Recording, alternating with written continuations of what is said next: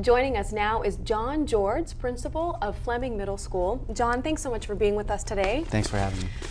I guess you get to tell us about a success story, but with every success story, it usually starts from a point of a challenge. And I remember reading up about the school, Fleming Middle School, and it was labeled persistently dangerous by the Oregon Department of Education. Right. Please explain that.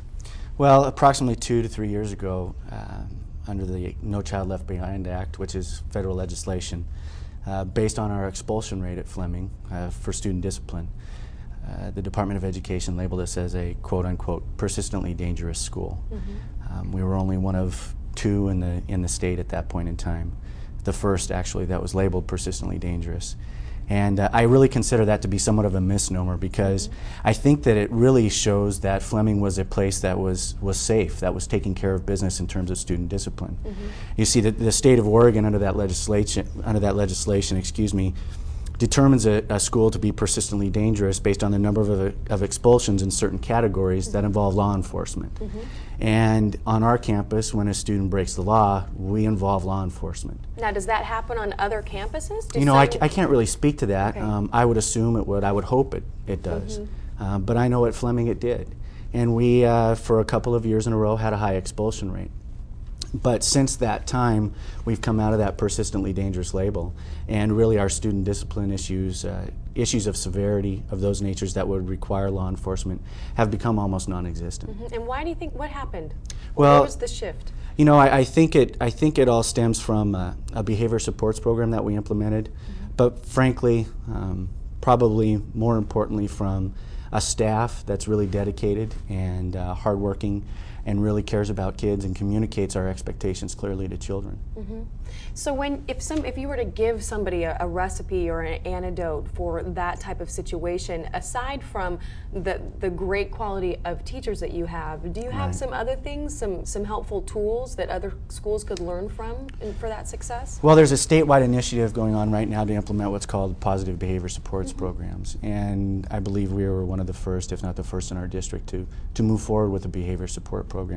And it really, you know, having gone through school and grown up a child of a family of educators, it seemed like a no-brainer at the time, kind of one of those epiphanies, if you will.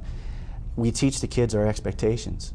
We teach them how to use lockers, what it means to walk down the right side of the hallway, what it means to come prepared to class. And we spend a significant amount of time teaching and reinforcing those expectations, and also reinforcing the positive role models amongst the student population themselves. Is those things that you said kind of like a no-brainer that would normally, you think maybe students should know that or teachers should be able to teach that, what happened that now this is a statewide initiative? Was there a feeling that kids weren't getting this outside the classroom, and so the community, or was it something that they wanted to fine-tune the curriculum to make sure every child was getting it? Well, you know, with legislation and things that come down from government entities that are mandates towards us and everything else, a program started actually out of the University of Oregon, began in the Willamette Valley, and it was really focusing on creating a common system of communication for staff and students, so that everybody was clear about the expectation, so that you could eliminate distractions to the learning environment. And that really has been the key, the communication between staff and students, and now parents in the community and other organizations about what the expectations are when you come to Fleming Middle School or any school in the Three Rivers School District, has really clarified that for kids and parents and staff alike. So when you started out as persistently dangerous, and then we talked about how that can be a little confusing, where that actually turned out to be a good thing, because now your campus is safer than ever, and it was at that time. Where are you now, 4 years later? What, as far as qualifying what the success story, how can you brag a little bit about what's going on? Well, we've gone over a period of time, over the last 4 years, from a school that had satisfactory scores on the Oregon School Report Card to this past year being rated as an exceptional school. Congratulations. Thanks. It's quite an accomplishment, actually. And it really goes to a strong staff. Our teachers are incredible.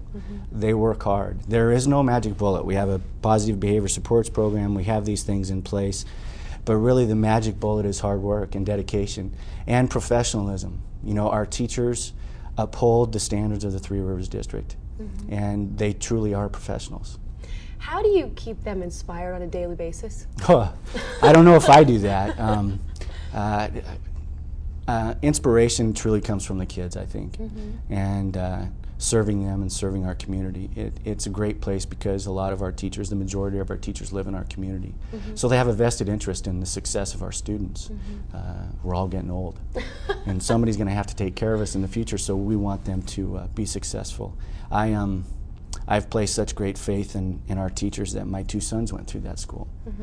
That And says I a can lot. tell you firsthand, they do a great job. That's And it wonderful. isn't myself, they do a fantastic job. That's great, because I know I have a 6-year-old son, and it does mean a lot when you decide to put your child into the attention of somebody other than yourself. And Right. if you can trust them, that's Very wonderful. compassionate and very professional. Wonderful. Yeah. You know, it's one thing that I did want to talk to you about is that now that you've had this somewhat of a turnaround because you've got such great teachers and staff, Right. how do you anticipate in keeping things moving in a positive way for the future? What's your plan? Well, you know, we focus a lot on fall to spring assessment and student performance in all of our students. You know, we're mandated to do that.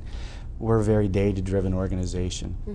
We crunch numbers as far as test scores, attendance, and all of those things to make sure that we're not letting any students fall between the cracks. You know, under No Child Left Behind in 2014 or some year down the road, every student has to meet a standard. Well, we actually set that as our goal. We're a very competitive school too.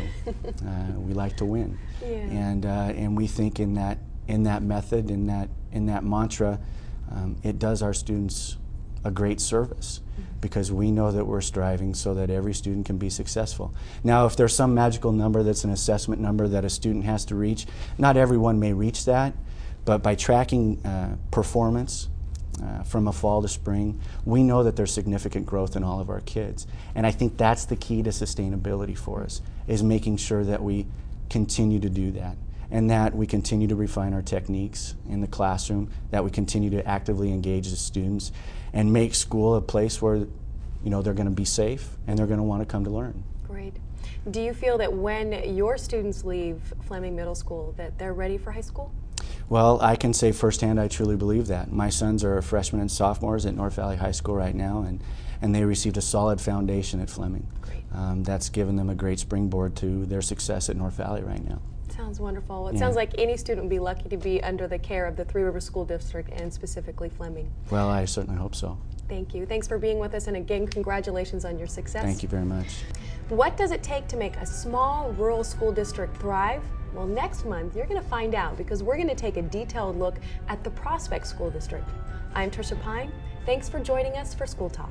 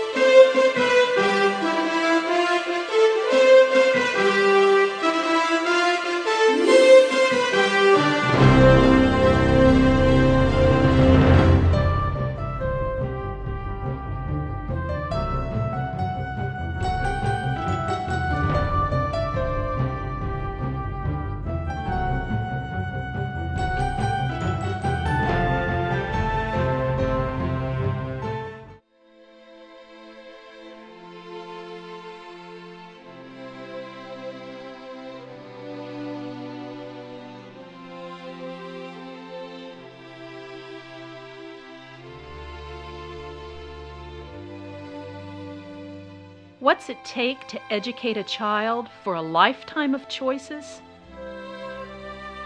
It takes professional skill and passion to reach into the heart and potential of each student.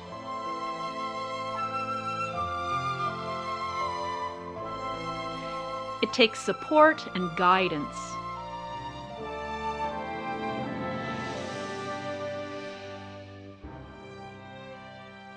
It takes creativity and humor.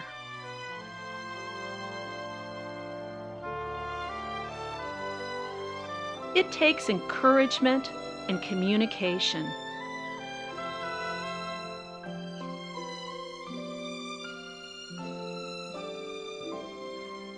It takes knowledge of each student. It takes a teacher.